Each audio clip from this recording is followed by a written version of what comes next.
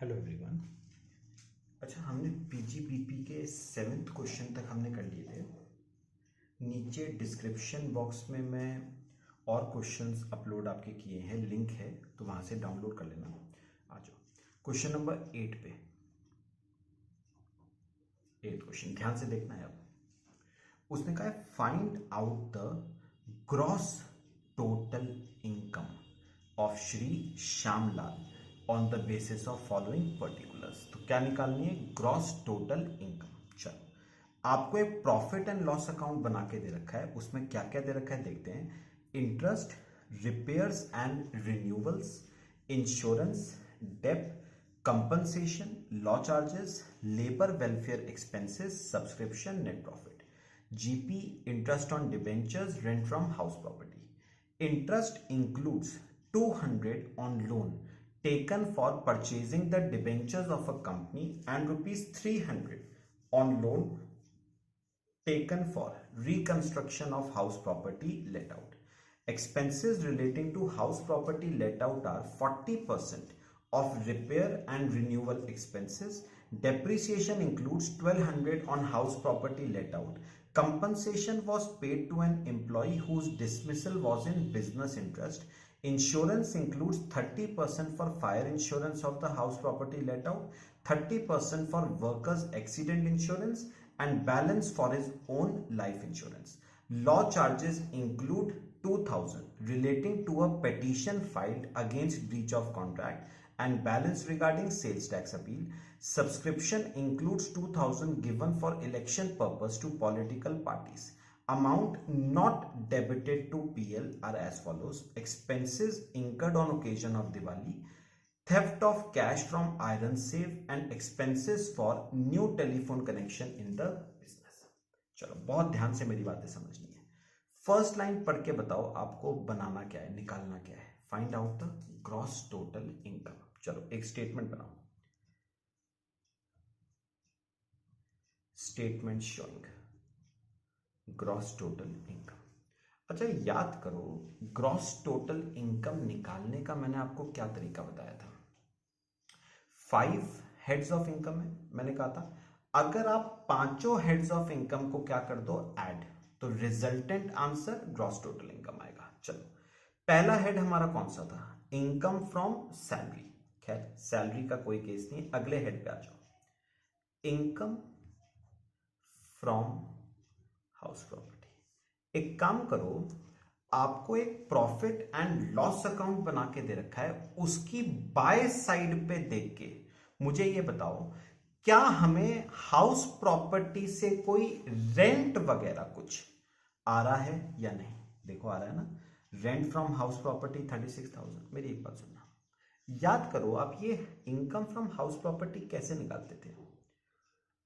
Gross annual value है ना, minus municipal taxes, net annual value, minus standard deduction at the rate of 30%, और क्या आता था? इंटरेस्ट ऑन बोरोड कैपिटल, है ना। अच्छा, याद करो फिर ये ग्रॉस एनुअल वैल्यू निकालने के भी स्टेप्स थे। पहला स्टेप था म्यूनिसिपल वैल्यू और fair rent whichever is higher but limited to standard rent. फिर सेकेंड स्टेप था actual rent minus unrealised rent. Third step था स्टेप 1 और step 2 whichever is higher, और स्टेप 4 था step 3 minus loss due to vacancy, है ना। लेकिन पता है इस क्वेश्चन में ना आपको municipal value, fair rent, standard rent कुछ नहीं दे रखा है, सिर्फ एक्चुअल रेंट दे रखा है 36,000। तो उसी को जीएवी ले लेना, 36,000 एक्चुअल रेंट को ही जीएवी ले लिया है, ठीक है। अच्छा, अब क्या चाहिए? Municipal taxes. एक पढ़ के बताओ मेरे को, क्वेश्चन में आपको कोई म्यूनिसिपल टैक्सेस वगैरह कुछ नजर आते हैं? मेरे ख्याल से कोई म्यूनिसिपल टैक्सेस नहीं है, नील। तो एनएवी 36,000, उस पे 30% का स्टैंडर्ड डिडक्शन, 10,800 का स्टैंडर्ड डिडक्शन, ठीक है। अच्छा, अब पढ़ के बताओ, कोई इंटरेस्ट ऑन बोरोड कैपिटल नजर आता है? आपने हाउस प्रॉपर्टी के लिए हो सकता है कोई लोन लिया हो, लोन पे कोई इंटरेस्ट दिया हो। पीएल की डेबिट साइड पे सबसे ऊपर पढ़ो, इंटरेस्ट दे रखा है 1800 का, लेकिन याद रखना जरूरी नहीं है ये इंटरेस्ट हाउस प्रॉपर्टी के रिस्पेक्ट में ही दिया गया हो। नीचे ए पॉइंट पढ़ो, interest includes 200 on loan taken for purchasing the debentures of a company. मतलब 1800 के इंटरेस्ट में से 200 रुपए का इंटरेस्ट आपने उस लोन पे दिया है जो लोन आपने लिया था डिबेंचर्स खरीदने के लिए, मतलब हाउस प्रॉपर्टी के लिए नहीं है।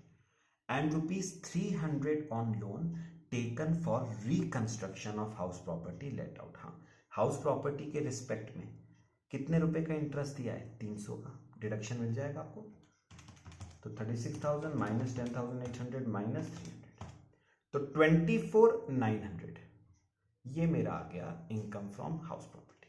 ठीक है, अच्छा अब बताओ अगला हेड कौन सा आता था? Profits and gains from business and profession. अब ये आप सबने ना मेरी बात सुननी है बहुत ध्यान से। Profits and gains from business and profession, heading लिखो, working note, profits and gains from business and profession. कैसे करना है? ये नया केस है, जरा देखना है, नया केस देखना है कैसे करना है। मुझे सबसे पहले बताओ, प्रॉफिट एंड लॉस अकाउंट में नेट प्रॉफिट कितना दे रखा है? 1,30,000। तो आप यहां पर लिखोगे net profit as per profit and loss account कितना? 1,30,000। अब ना इसमें कुछ चीजें क्या होंगी? ऐड, और कुछ चीजें क्या होंगी? माइनस। मैं आपको थोड़ा समझाता हूं। मुझे एक बात बताओ, इस नेट प्रॉफिट पे अराइव करते समय आपने खर्चों को क्या किया है? माइनस, है ना? इंटरेस्ट, रिपेयर, इंश्योरेंस, खर्चों को माइनस किया है। अब पता है गवर्नमेंट क्या कहती है? गवर्नमेंट कहती है इनमें से कुछ खर्चे ऐसे हैं जिनका आपको डिडक्शन मिलना चाहिए था और आपने ले भी रखा है, वेल एंड गुड। लेकिन कुछ खर्चे इनमें से ऐसे होंगे जिनका डिडक्शन आपको नहीं मिलना चाहिए, लेकिन उनका भी डिडक्शन आपने ले रखा है। मतलब उन खर्चों ने इस प्रॉफिट को कम कर दिया है, तो हम उन खर्चों को क्या करेंगे? ऐड बैक करेंगे। मैं आपको जरा डिटेल में समझाता हूं, ध्यान से सुननी मेरी बात। आ जाओ एक एक करके स्टार्टिंग से। सबसे ऊपर पहला खर्चा कौन सा है? 1800 का इंटरेस्ट। अब सुनो, पता है ए पॉइंट पढ़ना, उसने कहा interest includes 200 on loan taken for purchasing the debentures of a company. सुनो ध्यान से, उसने कहा 1800 रुपए के इंटरेस्ट में से 200 रुपए का इंटरेस्ट उस लोन पे हमने दिया है जो लोन हमने लिया था डिबेंचर्स खरीदने के लिए। ठीक है, मैं आपसे एक बार बस पूछना चाहता हूं, क्या ये 200 रुपए का इंटरेस्ट आपके बिजनेस और प्रोफेशन से रिलेटेड है या नहीं? तो ध्यान रखना, ये 200 रुपए का इंटरेस्ट हमारे बिजनेस से रिलेटेड नहीं है, और क्योंकि बिजनेस से रिलेटेड नहीं है तो profits and gains from business and profession निकालते समय आपको इस खर्चे का डिडक्शन कैसे दे सकती है गवर्नमेंट? लेकिन डिडक्शन तो आपने ले रखा है, तो अब बताओ गवर्नमेंट क्या कह रही है? आप इस इंटरेस्ट को क्या कर दो? ऐड बैक कर दो। ब्रैकेट में लिखना कितना? 200 रुपए। ठीक है, अब सुनो, फिर उसने कहा 300 रुपए का इंटरेस्ट उस लोन पे है जो आपने लिया था for reconstruction of house property let out. अब मेरी एक बात सुनना, उसने कहा 1800 में से 300 रुपए का इंटरेस्ट उस लोन पे है जो आपने हाउस प्रॉपर्टी के मध्य लिया था। अब मुझे एक बात बताओ, जो लोन हमने हाउस प्रॉपर्टी के मध्य लिया था उस पे जो इंटरेस्ट दिया है उसका deduction already house property head में मिल चुका है या नहीं? मिल चुका है ना। और जब हाउस प्रॉपर्टी हेड में उसका डिडक्शन मिल चुका है तो क्या उसका डिडक्शन दोबारा से बिजनेस एंड प्रोफेशन के हेड में लोगे या नहीं? एक ही चीज का डिडक्शन दो बार थोड़ी ना लोगे। पहले हाउस प्रॉपर्टी हेड में ले लिया, फिर बिजनेस एंड प्रोफेशन हेड में ले लिया, तो वो तो गलत है ना। तो गवर्नमेंट ने कहा उस 300 रुपए को भी हम क्या कर देंगे, एड बैक। मतलब टोटल कितना एड बैक हो गया, 500 रुपए। ठीक है, चलो अब सुनो। तो इसका मतलब मुझे एक बात समझ आई, 1800 में से 500 रुपए का interest was not related to my business और प्रोफेशन, और क्योंकि बिजनेस प्रोफेशन से रिलेटेड नहीं है तो ऐड हो गया। बचा कितना, 1300।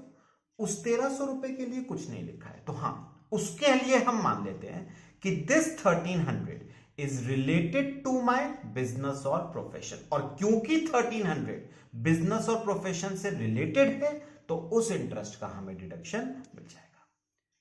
बात समझ आई? अच्छा, एक बात और करूं आपसे, अगर आपको ना सेक्शन, देखो ये ना कुछ जो सेक्शंस में बताऊंगा, कहीं वर्किंग नोट में वो सब बातें लिख लेना। अगर मैं सेक्शन 36 आपको याद दिलाऊं अदर डिडक्शंस का, तो सेक्शन 36 कहता था कि आपको इंटरेस्ट ऑन बोरोड कैपिटल का डिडक्शन मिलेगा। मतलब अगर आपने कोई लोन अपने बिजनेस और प्रोफेशन के लिए लिया है और उस लोन पे आप कोई इंटरेस्ट दे रहे हो, तो उस इंटरेस्ट का डिडक्शन आपको सेक्शन 36 में मिलता है। तो 1300 रुपए का डिडक्शन हमें सेक्शन 36 में मिल गया। लेकिन आपको अगर याद होगा तो उसके आगे हमने ब्रैकेट में लिखा था subject to provisions of section 43B, और 43B अगर आपको याद हो तो वो 43B साफ साफ आपको कहता था कि इंटरेस्ट ऑन बोरोड कैपिटल का डिडक्शन आपको तभी मिलेगा व्हेन इट इज पेड। मतलब 19-20 का इंटरेस्ट कोशिश करो कि 19-20 में ही पे हो जाए। अगर 19-20 में पे नहीं भी हो पाया तो कोशिश करो कि 19-20 की due date of filing of return of income से पहले पहले पे हो जाए। पक्का? अगर पे हो गया तो इंटरेस्ट का डिडक्शन 1300 रुपए का डिडक्शन मिल जाएगा, नहीं तो नहीं मिलेगा। अब पढ़ना, उस 1300 रुपए के इंटरेस्ट के लिए कुछ लिखा है? पे हुआ, नहीं हुआ, कब हुआ, कुछ लिखा हो? कुछ नहीं लिखा।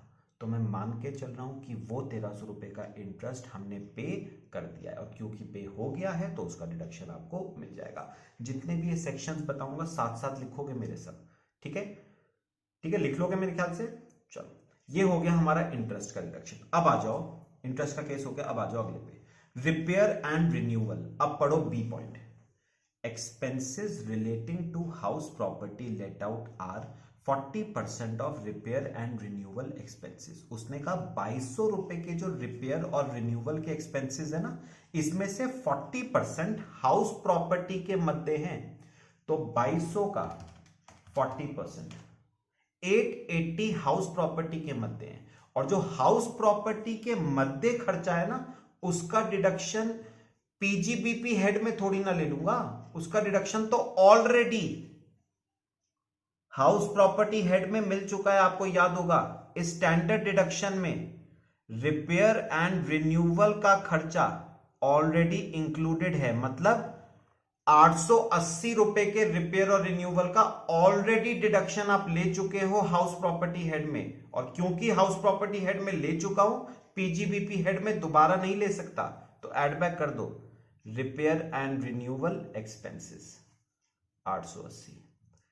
तो बताओ 2200 रुपए में से 880 तो हाउस प्रॉपर्टी के मध्य था, बचा हुआ 1320 रुपए मान के चलते हैं वो 1320 रुपए बिजनेस के मध्य है, और बिजनेस के मध्य है तो उसका खर्च डिडक्शन आपको मिल जाएगा। ठीक है, अच्छा आपको याद करो, सेक्शन 30 किया था और सेक्शन 31 किया था। 30 बात करता था repair and renewal of building, और 31 बात करता था ऑन प्लांट एंड मशीनरी। तो मुझे बताओ, अगर ये रिपेयर और रिन्यूअल का खर्चा 1320 रुपए बिल्डिंग पे हुआ है तो डिडक्शन मिल जाएगा अंडर सेक्शन 30। अच्छा, अगर ये 1320 रुपए का खर्चा प्लांट और मशीनरी या फर्नीचर और फिक्सचर पे हुआ है तो डिडक्शन मिल जाएगा अंडर सेक्शन 31, यानी दोनों ही केसेस में आपको 1320 रुपए का डिडक्शन मिल जाएगा। हाँ, कितने का नहीं मिलेगा? 880 का, वो मैंने एड बैक कर लिया। साथ साथ रीजंस लिखते रहना। Third, insurance. अब पढ़ो, इंश्योरेंस के लिए उसने क्या कहा है? ई point, insurance includes 30% for fire insurance of the house property let out. तो 4200 में से 30% तो हाउस प्रॉपर्टी के मध्य है, तो उसका डिडक्शन याद रखना ऑलरेडी हाउस प्रॉपर्टी हेड में मिल चुका है, इसमें इंक्लूडेड है इंश्योरेंस। और क्योंकि हाउस प्रॉपर्टी हेड में मिल चुका है तो दोबारा नहीं मिलेगा, एड बैक हो जाएगा इंश्योरेंस। कितना? 1260 ब्रैकेट में लिखना। अभी सुनो आगे क्या कहा है उसने।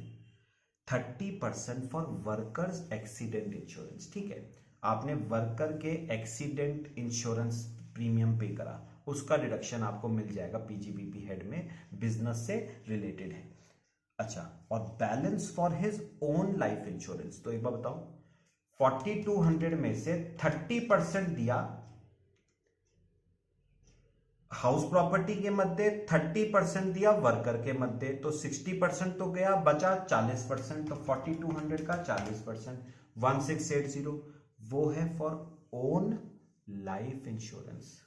ओन खुद के लाइफ इंश्योरेंस के लिए है, तो वो तो आपका पर्सनल एक्सपेंस हो गया, और पर्सनल एक्सपेंस का डिडक्शन आपको नहीं मिलेगा while computing income under the head PGBP. तो वो भी क्या हो जाएगा? Add back 1680। रीजन साथ साथ मेरे लिखते रहना सब। 2940। ठीक है, फिर डेप्रीसिएशन 5600। क्या कहा है उसने? Depreciation includes 1200 on house property let out. तो 5600 में से 1200 रुपए का डेप हाउस प्रॉपर्टी के मध्य है, तो वो तो उसका डिडक्शन तो हाउस प्रॉपर्टी हेड में ऑलरेडी मिल गया, इस 10800 में इंक्लूडेड है। कितना? 1200, दोबारा नहीं मिलेगा, एड बैक हो जाएगा 1200। ठीक है। अच्छा, फिर इसके बाद कॉम्पनसेशन 10,200। क्या कहा है देखो, compensation was paid to an employee whose dismissal was in business interest. ठीक है, बिजनेस के मुतल्लिक आपने ये कंपनसेशन पे करा है, तो आपको इसका डिडक्शन मिल जाएगा पीजीबीपी हेड में, कुछ करने की जरूरत नहीं है। लॉ चार्जेस, एफ पॉइंट पढ़ना। Law charges includes 2000 relating to a petition filed against breach of contract and balance regarding sales tax appeal. तो ठीक है, उसने कहा है 5100 में से 2000 का जो लॉ चार्जेस है ना, वो तो हमने एक केस दायर किया था अगेंस्ट ब्रीच ऑफ कॉन्ट्रैक्ट। हो सकता है आपके किसी कस्टमर ने या आपके किसी सप्लायर ने कोई कॉन्ट्रैक्ट का ब्रीच करा हो, उसके मुतल्लिक आपने केस फाइल किया है, तो बिजनेस से रिलेटेड है ना, क्या मिल जाएगा आपको? डिडक्शन। और बैलेंस आपके सेल्स टैक्स अपील का है, सेल्स टैक्स भी बिजनेस का ही खर्चा है, तो क्या मिल जाएगा आपको? इसका डिडक्शन मिल जाएगा, कुछ भी करने की जरूरत नहीं है। लेबर वेलफेयर एक्सपेंसेस पढ़ना, कुछ लिखा हुआ है लेबर वेलफेयर एक्सपेंसेस के लिए? मेरे ख्याल से इसके लिए कुछ नहीं लिखा हुआ, तो ठीक है। लेबर वेलफेयर एक्सपेंसेस तो आपके बिजनेस से रिलेटेड है, मिल जाएगा आपको डिडक्शन, इसका कुछ करने की जरूरत नहीं है। सब्सक्रिप्शन पे आओ, G point, subscription includes 2000 given for election purpose to political party. अब मेरी एक बात सुनो, ये जो सब्सक्रिप्शन है ना 2000 रुपए का, उसने कहा ये 2000 का सब्सक्रिप्शन हमने पता है किसको दिया है? पॉलिटिकल पार्टी को दिया है फॉर इलेक्शन पर्पस। तो ऐसे केस में ना गवर्नमेंट ने इसे क्या कहा? गवर्नमेंट ने कहा आप इसे नाम सब्सक्रिप्शन दे लो, आप इसे नाम एडवर्टीजमेंट दे लो, जो मर्जी नाम दे लो, आप कंट्रीब्यूशन नाम देना चाहते हो कंट्रीब्यूशन दे दो, लेकिन हम इसे डोनेशन मानेंगे। मतलब हम ये मान के चलेंगे कि आपने पॉलिटिकल पार्टी को क्या दी है? डोनेशन दी है 2000 रुपए की। और डोनेशन टू पॉलिटिकल पार्टी आपको याद आएगा, बताया हुआ मैंने, डोनेशन टू पॉलिटिकल पार्टी का डिडक्शन आपको पीजीबीपी हेड में नहीं मिलता है। डोनेशन टू पॉलिटिकल पार्टी का डिडक्शन आपको मिलता है डिडक्शंस अंडर चैप्टर 6A में। मैं आपको पढ़ाऊंगा, 2 सेक्शन है, 80 GGB और 80 GGC। तो डोनेशन टू पॉलिटिकल पार्टी का डिडक्शन आपको 80 GGB और 80 GGC में मिलेगा, वो मैं वहां पर डिस्कस करूंगा। तो यहां पर क्या कर दूं, एड बैक, याद रखना पीजीबीपी में नहीं मिलेगा इसका डिडक्शन, इसलिए मैं एड बैक कर रहा हूं। कितना, 2000 रुपए। चलो, तो जितनी चीजें मैं एड बैक कर सकता था मैंने करी है। अब आ जाओ बाय साइड पे। बाय साइड पे बाय लिखा हुआ है जीपी, ठीक है, बाय जीपी के नीचे पढ़ो इंटरेस्ट ऑन डिबेंचर्स। मुझे एक बताओ, हमें डिबेंचर पे इंटरेस्ट मिला, मैं आपसे बस एक बात जानना चाहता हूं, अगर मुझे डिबेंचर पे इंटरेस्ट मिलता है तो वो इंटरेस्ट बिजनेस की इनकम है क्या? वो बिजनेस की इनकम नहीं है, आपको मैंने बताया हुआ है इंटरेस्ट जितने भी मिलते हैं ना वो income from other sources head में जाता है, ना कि बिजनेस हेड में। जबकि बताओ आपने क्या किया हुआ है, आपने इस प्रॉफिट पे अराइव करते समय आपने इंटरेस्ट ऑन डिबेंचर्स को क्या किया हुआ है, ऐड किया हुआ है। तो अब क्या कर देते हैं, माइनस। याद रखना इंटरेस्ट ऑन डिबेंचर माइनस क्यों हो रहा है, क्योंकि ये बिजनेस की इनकम नहीं है, ये अदर सोर्सेज की इनकम है, तो अदर सोर्सेज हेड में जाएगा ना, बिजनेस हेड में थोड़ी ना आएगा। माइनस कर दिया। अच्छा, रेंट फ्रॉम हाउस प्रॉपर्टी 36, मुझे एक बताओ, ये जो रेंट आया है हमें हाउस प्रॉपर्टी से, ये बिजनेस की इनकम है क्या? नहीं भैया, ये तो हाउस प्रॉपर्टी हेड की इनकम है। देखो यहां 36 शो तो कर दिया। अब एक बताओ, आप एक इनकम को दो जगह पे थोड़ी ना टैक्सेबल कर दोगे। पहले तो आपने उसे हाउस प्रॉपर्टी हेड में टैक्सेबल कर दिया, फिर आप उसे पीजीबीपी हेड में टैक्सेबल कर दो, ऐसा थोड़ी ना होता है। तो यहां से क्या कर दो, माइनस, क्योंकि हाउस प्रॉपर्टी हेड में ऑलरेडी आप इसे क्या कर चुके हो, टैक्सेबल कर चुके हो। 36,000 हो गया मेरा पूरा पीएल। अब आ जाओ नीचे, नीचे जी पॉइंट के नीचे, amount not debited to PL is as follows. अब पता है कुछ खर्चे ऐसे हैं जो हमने पीएल में डेबिट नहीं कर रखे हैं, हमें ये देखना है क्या वो डेबिट होने चाहिए थे या नहीं। अगर तो डेबिट होने ही नहीं चाहिए थे तो मेरे को एक बात बताओ, कर भी नहीं रखे हैं डेबिट, होने भी नहीं चाहिए थे डेबिट, तो कुछ करने की जरूरत नहीं है। लेकिन होने चाहिए थे डेबिट, लेकिन आपने करे नहीं है डेबिट, तो करने पड़ेंगे ना। चलो पढ़ते हैं। पहला है expenses incurred on occasion of Diwali 500 रुपए। मैं आपसे एक बात जानना चाहता हूं, दिवाली पे खर्चा किया है हमने 500 रुपए का, दिवाली पे जो खर्चा करते हो क्या वो बिजनेस का खर्चा है या आपका पर्सनल खर्चा है? अगर तो बिजनेस का खर्चा है तो माइनस होगा, है ना, लेकिन अगर पर्सनल खर्चा है तो माइनस नहीं होगा। क्या कहते हो सकता है आप लोगों के दिमाग में ये आए कि सर दिवाली पे खर्चा तो पर्सनल खर्चा है, पर्सनल खर्चा तो आता नहीं है। लेकिन एक बात याद रखना,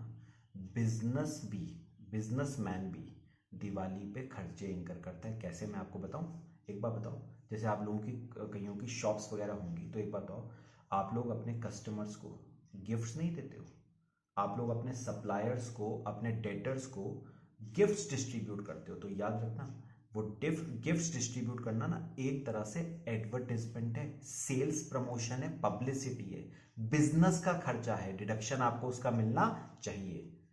तो दिवाली एक्सपेंसेस 500 रुपए। ये मत सोचना कि सर ये खर्चा तो पटाखों पे हुआ है, ये पटाखों पे हुआ हुआ खर्चा नहीं है, ये वो गिफ्ट्स हैं जो आपने अपने क्लाइंट्स को, अपने सप्लायर्स को, अपने स्टाफ को दिए।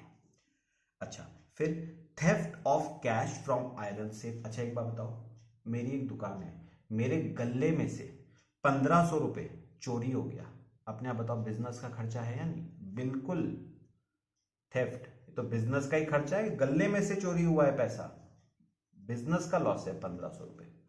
और हमने बिजनेस में एक नया टेलीफोन लगवाया, न्यू टेलीफोन, ये तो है ही बिजनेस का खर्चा, न्यू टेलीफोन 2000 रुपए, बस लो, ये आपका आ जाएगा profits and gains from business and profession.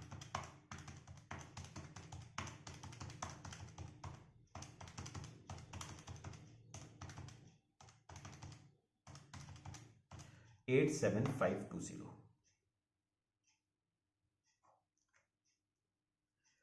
87520। तो ये आपकी आ गई profits and gains from business and profession. ठीक है, चलो अगला, अगला हेड आता है कैपिटल गेन, वो तो है नहीं। लास्ट हेड आता है इनकम फ्रॉम अदर सोर्सेज। मैं आपसे पूछूंगा, मेरे को बताओ कि हमने पूरा क्वेश्चन पढ़ा, कोई है अदर सोर्सेज हेड की इनकम? बिल्कुल, इंटरेस्ट ऑन डिबेंचर मिला था हमें 10,000, इनर कॉलम में लिखना 10,000। मैं आपसे एक बात पूछूं, आपने डिबेंचर्स पे इंटरेस्ट कमाया 10,000, लेकिन एक बार बताओ, डिबेंचर्स को खरीदने के लिए लोन भी तो लिया था, जिसपे आपने 300 रुपए का, सॉरी 200 रुपए का इंटरेस्ट भी दिया था। तो मुझे एक बार बताओ, डिबेंचर पे इनकम कमाई 10,000 और इनकम को कमाने में खर्चा कितने का हुआ? 200 रुपए का। तो खर्चे का डिडक्शन नहीं लोगे क्या?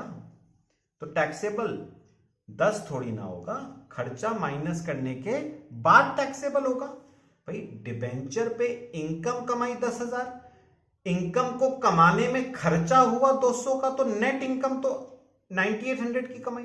बस ये आपकी ग्रॉस टोटल इनकम आ गई 122,220। ये आपकी आ गई ग्रॉस टोटल इनकम। ठीक है, चलो बाकी हम नेक्स्ट क्लास में डिस्कस करते हैं। Thank you.